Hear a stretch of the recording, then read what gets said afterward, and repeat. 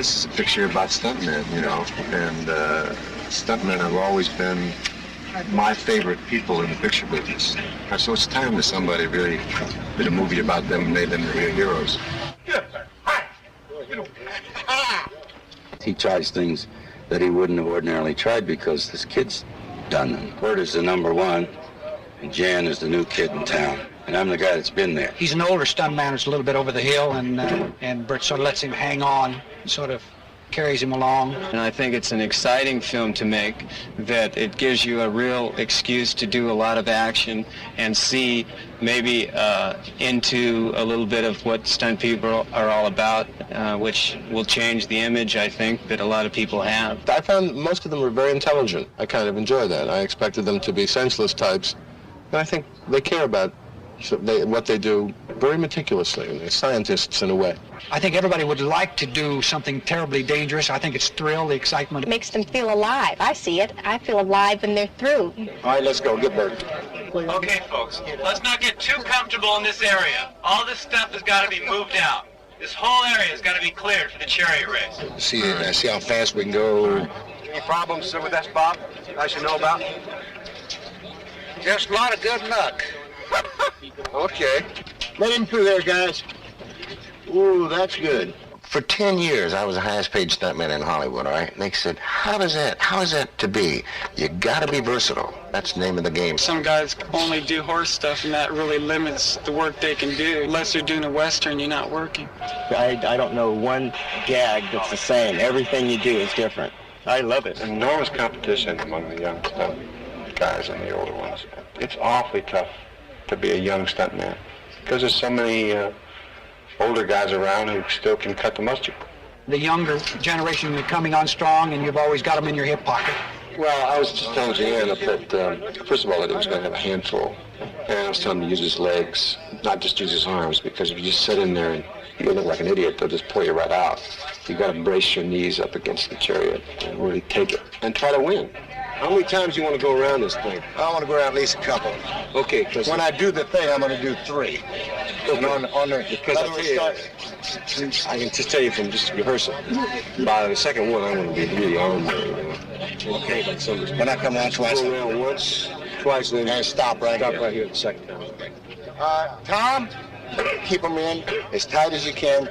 On the wide angle, I'm holding this and that Chariot. All right, let's clear it out of the intersection, please. Everybody step out of the street. Hold all the noise, all the talk, everything quiet. Scene 47, take 4. Marker? If you go with it, have fun with it, then you're going to be all right. But if you just try to play it safe, it's not going to be any good. And your adrenaline gets pumping, and you forget about the fact that your legs are shaking and your arms are getting pulled out of the socket, and you forget about all that. Because your adrenaline is the lifesaver of us all anyway. That's always the shock to athletes. With Terry Bradshaw, I got him part in the picture, and we have a big fight scene. In 2 days, I think he looked like he'd been in the Super Bowl without pads. He loved it. He had the time of his life, and he's really good. His athletic ability really saved his life a couple of times. You know? And one time he had to jump through a candy glass window and land on top of a bunch of boxes, and he got so excited that he just completely missed everything. Landed in the street.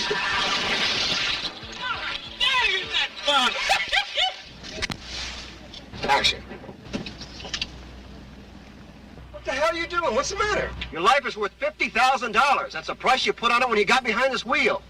Good. Okay. The way you really can get up there in the big bucks in terms of a stunt is if you start inventing a stunt. I remember when I think it was Gary McKlusky was the first guy to take a bike into a moving car. He got a lot of money for that. If it's a horse fall, that runs anywhere from, say, $350 to $400. That's not counting the rental of the horse. A car will starts at $1,000 and goes up. Fire guys can really be hairy. The fire stunt will start at $1,000. A high fall is anywhere from, say, $12 a foot and on up. Car jumps is another story. When you talk about jumping the Los Angeles River, which Needham did, that's crazy. I mean, they just shouldn't, you know, they should give you a lot of money and take you right to the farm. Lock you in a small padded room and let you count your money. I play Roger Deal in the movie. He is the villain, and he is a director, and not a very considerate one at that. These stuntmen break their bones and their nose is bleeding, and he's the type of guy that, take it again, please, and a little more emotion if possible, you know, that sort of thing. It's a wonderful part. It stands out. I'm the only one in the film with good diction. So, I mean, we got all that to do before midnight. This is the second film I've done with Hal Needham. I did Hal's first film, I'm glad to say, which was Smokey and the Bandit. Hal knows when to direct an actor and how to handle them. He has great communications with the actor and the crew. There's nobody like Hal. He's fantastic.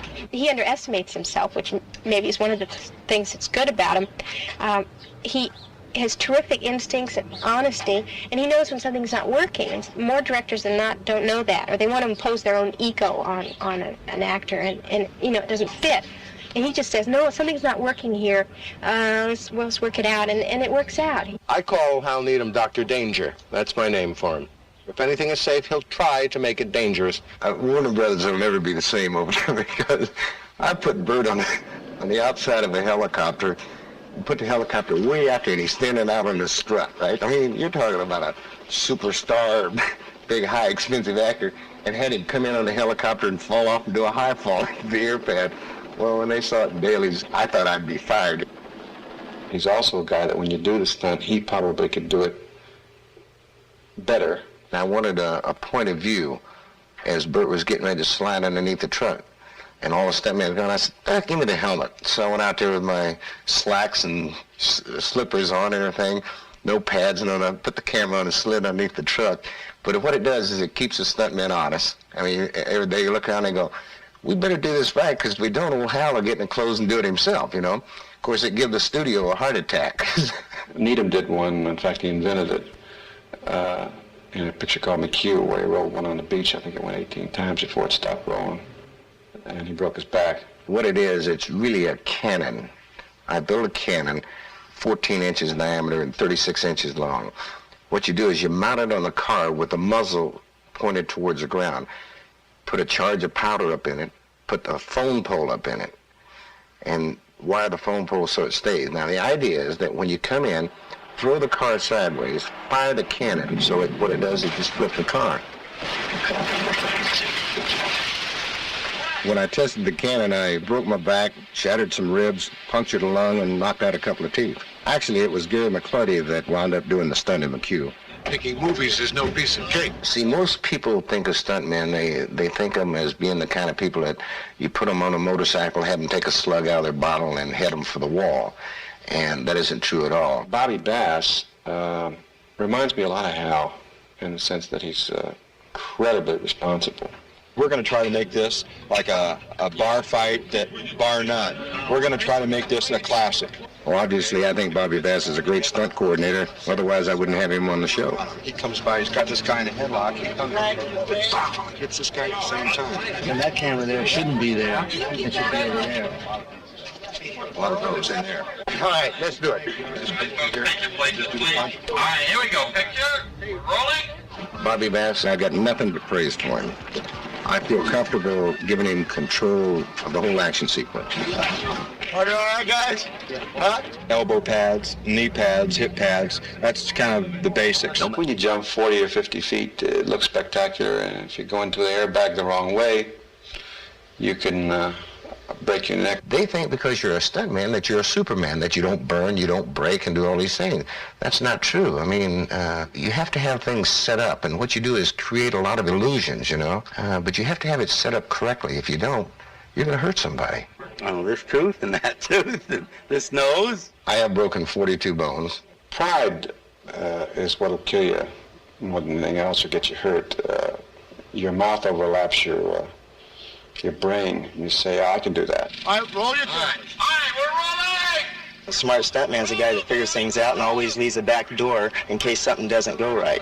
Stuntman's only got one shot usually. All right, you're all right. Come on! They put it in first gear, and when they tapped me on the shoulder, I just gassed it and hit the car, and then the fire started real slow. But then it started getting really big. See, I stayed in there for a pretty long time, and I didn't mean to get Hal worried. He got a little nervous, you know, because you can burn up in there. Cut it! Get him out! Get him out of there! Cut it! Get him out! You know, when you're in the fire suit, you lose track of time. You got your mind on so many things, and you have no way of communicating with anybody. I knew that he only had 4 minutes of air and that it was about up. Really, I wasn't trying to be a hero. I just wanted to get him out because I knew he's in trouble. Your blood can boil in there, because I've been in them where they're super hot. When I say get him out, I mean get him out. Well, you know, there was a time you'd look up at lunch and you'd be sitting across from some guy in a wig with 2 apples in his dress, and that doesn't happen anymore because they legally now have to ask if a girl is available. But she makes her move, you make the contact, it's bam, bam, bam, just like that, one right after the other. We got 3 motorcycle wrecks, and that's one. Especially tough for stunt women to be as versatile. I'd say there's about 8 sensational stunt girls right now who can do just about everything. You might need to snug this up. We're doing stunts. Okay, same speed, let's do We it. ain't, well, let's go do something else. Okay, got you, bud.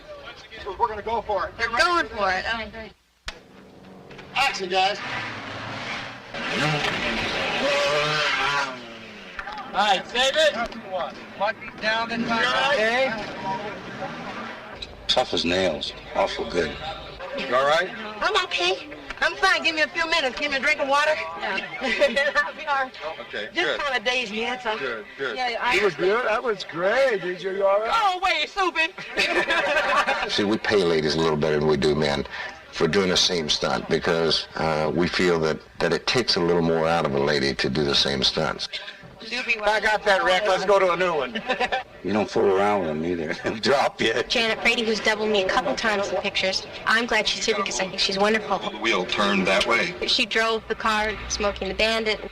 You can go over a 42-inch ramp, and if you don't touch the wheels, that thing will just go out there and land flat and run right over the cameras. She's the gutsiest little gal I've ever seen. She's a very cool, calculating kind of a lady. She had never rolled a car until she did it on my show.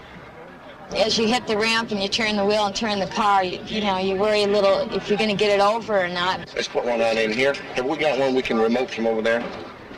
Against the building? Even if we have to cut a hole in it or something? Yeah, sure. Huh? Sure.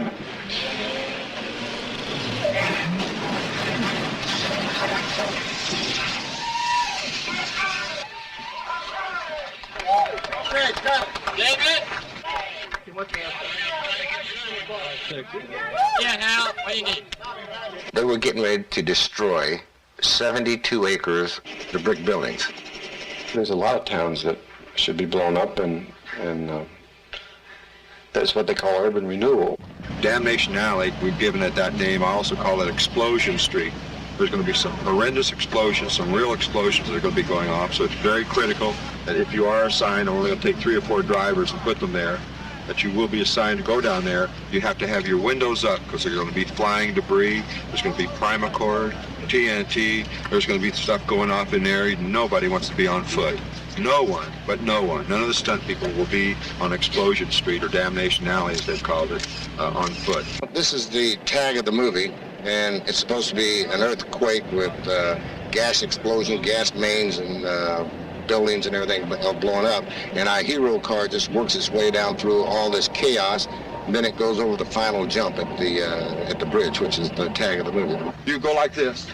Swing it You down. drop the thing Drop down it. and you go. Okay. The Trans Am will come right into your picture. Okay? Bring him in. In no time at all, we did what I think it would have taken the average director and crew and everybody 3 weeks to do. This is not good. It's not safe. Because Bobby Bass had his act so together, he had his men so rehearsed that I'd get ready to go and we'd do a setup where normally it would take a director 2 or 3 days to do something that we'd do in one shot. Okay, let's clear the street down there. Everybody get in position. I mean, we just blew things all to hell over there. Please get behind me. All right, we're rolling. Ready? Are you rolling? Go!